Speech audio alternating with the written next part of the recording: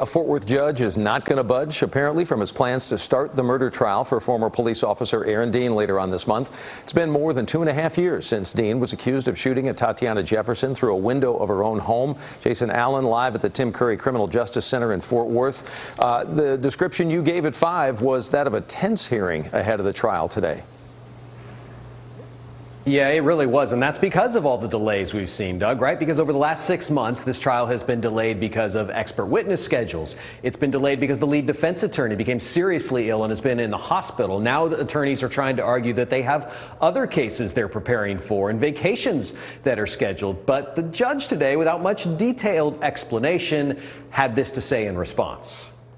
This case is set June 21st for jury selection. I expect you to be in the Tom Vandergrift building.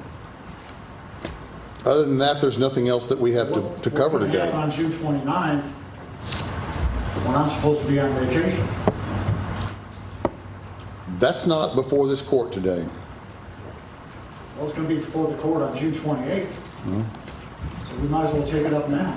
No, there's nothing in this motion that requires me to take it up now.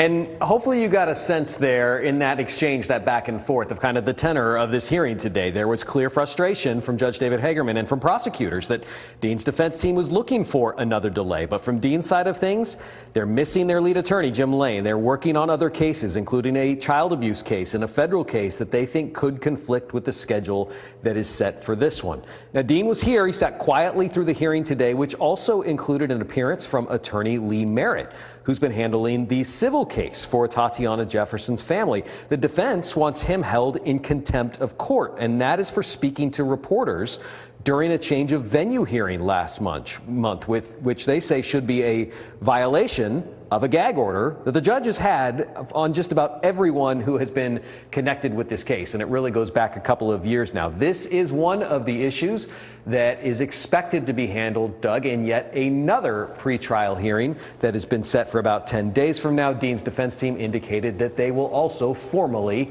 ask for another delay in this trial. All right, barring any change, they'll get underway later this month. Jason Allen, thank you very much.